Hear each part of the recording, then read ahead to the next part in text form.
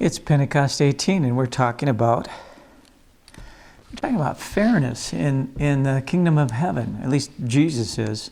There's been a lot of books written about fairness, especially when it talks about birth order and how that affects the way people think. Not sure I agree with all the conclusions about birth order, but there are some real patterns out there. So, for example, when that first child comes, oh, they're so special. All the aunties and uncles come around. He gets lots of presents, lots of gifts. Mom is very protective of it. He drops his pacifier. She boils it in water before he gets it again. And then as that child grows up, gets a lot of responsibility too. Like he might have to pick up the toys that the other siblings messed up, and he might have to do babysitting and a lot of responsibility that the firstborn gets. The second one comes in, and things are going to be a little bit different. Maybe not as many as the aunts and uncles come around. Not as many people come to his first birthday party. His pacifier falls down on the ground. Mom's going to just pick it up and stick it back in his mouth. He doesn't have a whole lot of new things. He's got an awful lot of hand-me-downs that may not be all that old, but just he's born second. That's kind of how it goes. And then you got the youngest one, and he's kind of babied. He's all special all over again, and he gets all sorts of leniences because he's the baby. And the thing is, when he grows up, sometimes, he doesn't get to play with the other kids because he's the baby. He's excluded from a lot of things. So as they grow up then, their impressions of what's fair or not fair, that also changes sometimes. It's not for everybody. It's nothing, I think, too scientific about this, but like I said, a lot of patterns here do exist. So the older one might say, I don't think life is fair because I didn't want to be the babysitter for all these kids. These are mom and dad's kids. How come I have to babysit them all the time? The middle child, life isn't fair. I never get anything brand new. It's always used and wore out by the time I get it. And even my toys are used toys, and he might be feeling just a little chip on his shoulder for that. And the last one born, baby the family, will anyone ever realize, that I'm not a baby anymore? I'm 30 years old and people are still treating me like I'm the baby of the family, and they never seem to quite feel like they're grown up. But fairness. All have sorts of different ideas about fairness, but it's an important part of our lives. I think we all understand the concept, and when life isn't fair to us, and that's almost funny, we know life isn't fair, but when life isn't fair to us, that kind of ruffles us up a little bit. So Jesus is going to take on this whole idea of fair and how that plays into the kingdom of heaven. And that's what our text is about today. Matthew chapter 20, he's talking about fairness and how that all works out. And it's real enlightening because maybe depending on a birth order, or maybe has nothing to do with birth order at all, we all have our ideas about what fair should be. So here's Jesus talking. This is Matthew chapter 20, verses 1 through 16. I'm going to read those for us and then talk about it just a little bit. For the kingdom of heaven is like a landowner who went out early in the morning to hire workers for his vineyard. He agreed to pay them a denarius for the day and sent them into his vineyard. About 9 a.m, he went out and saw others standing in the marketplace doing nothing. He told them, "You also go and work in my vineyard, and I will pay you whatever is right." So they went. He went out again about noon and about 3 p.m. and did the same thing. About 5 p.m, he went out and found still others standing around. He asked them, "Why have you been standing here all day long, doing nothing?" "Because no one has hired us," they answered. He said to them, "You also go and work in my vineyard." When evening came, the owner of the vineyard said to his foreman, "Call the workers and pay them their wages, beginning with the last ones hired and going on to the first." This part of the parable is really different than the rest, and it kind of stands out. It's almost like Jesus is saying, I'm getting to the point. Listen very careful, okay? The workers who were hired about 5 p.m. came, and each received a denarius.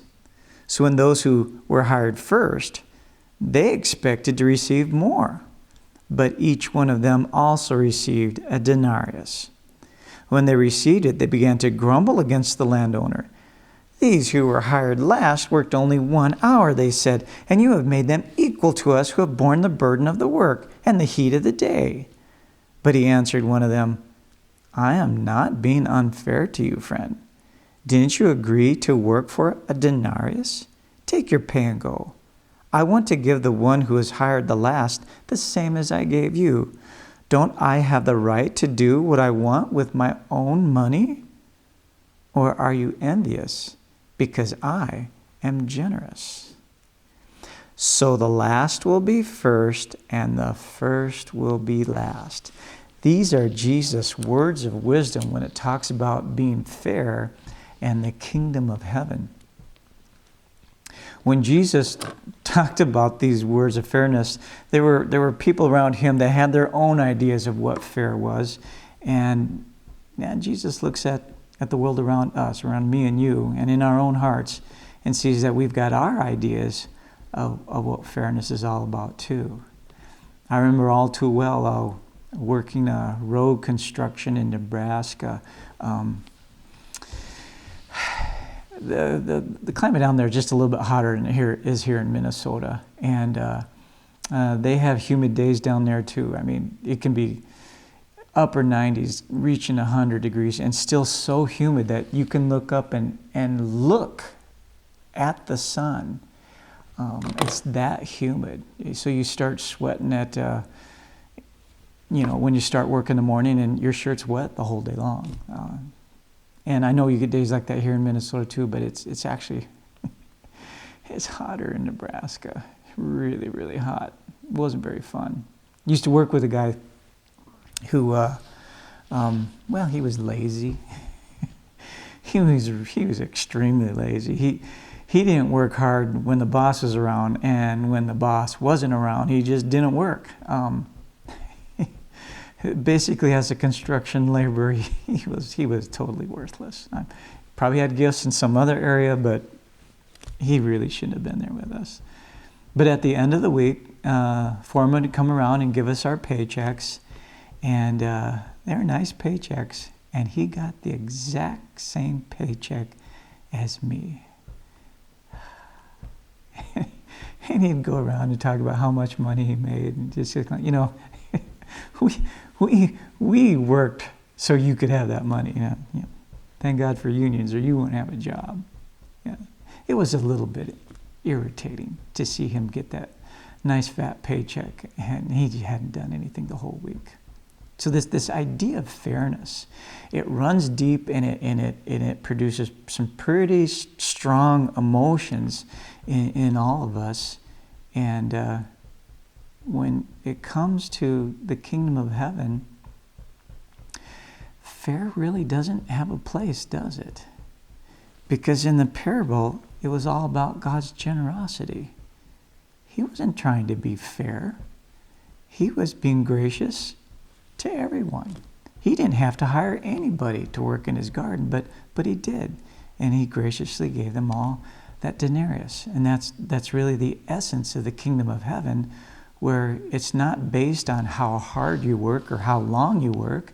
It's based on how gracious God is. And that's the bottom line. And that's just how it works. So when you think about fairness and I'm going to work real hard so I can get my dues when I get to heaven, it doesn't work that way. Our ideas of fairness just don't fit, at least not completely, with the kingdom of heaven. It's more on the ideas of grace. Of course, you could say, let's just look at this from just a little bit different angle, okay? But isn't God fair? Like just? Isn't that kind of, he's this righteous, holy God who is just, and shouldn't he be fair? He is, but that's kind of a different story, a different way of thinking. The Apostle Paul actually talks about that in Romans chapter 3, Bear with me here. I'm going to do some more reading. In Romans chapter 3, okay, here it is. He says, all have sinned and fall short of the glory of God and are justified by his grace as a gift through the redemption that is in Christ Jesus, whom God put forward as a propitiation payment by his blood to be received by faith. And then here he's going to get into the fairness part here. Don't fall asleep. Don't lose me here.